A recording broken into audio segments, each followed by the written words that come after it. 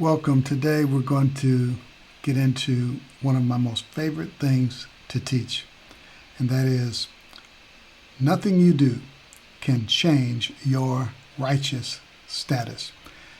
Let's begin in Romans chapter 5, beginning in verse 18. Therefore, as one trespass led to condemnation for all men, so one act of righteousness leads to justification and life for all men. For as by the one man's disobedience the many were made sinners, so by one man's obedience the many will be made righteous. Now the law came in to increase the trespass, but where sin increased, grace abounded all the more. Just as nothing we did made us sinners, we were sinners because of Adam. Nothing we do can make us righteous. We are righteous because of Jesus. Before you are born again, you are a sinner by nature. A person is not a sinner because of what they do. A person is a sinner because of how they were born. Every person born into this world inherited Adam's sin nature. No good works that you do can change your sin nature. On the other hand, when you become born again, you are righteous by nature. No bad works that you do can change your righteous nature.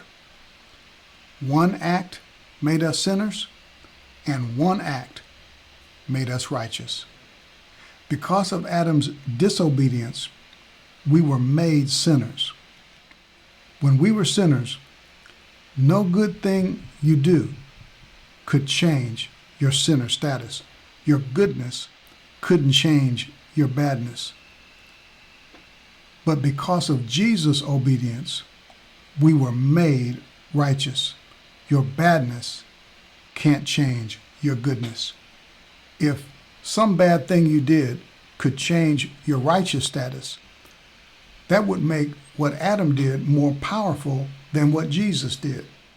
If what Adam did and what Christ did were on an equal level, no good thing you do could change your sinner status, and no bad thing you do could change your righteous status. But wait, what Adam did and what Jesus did were not on an equal level. Let's look at Romans chapter 5 and verse 20. Where sin increased, grace abounded all the more. So sin increased, describing what Adam did. The word abounded describes what Jesus did. And the word abounded means over, beyond, and above. So what Adam did and what Jesus did were not on an equal level. What Jesus did was over, beyond, and above what Adam did. What Jesus, grace did, far superseded what Adam's sin did. Grace is over the top. Grace is extravagant. Grace is more than enough. Grace abounded all the more. The Greek word translated abounded is huperperisseuo. It's a combination of two words, huper and perisseuo. The first part of this word, huper, is where we get our English word hyper. So if someone asks you if you're into that hyper grace, tell them absolutely. Grace is so extra. That's why it sounds too good to be true.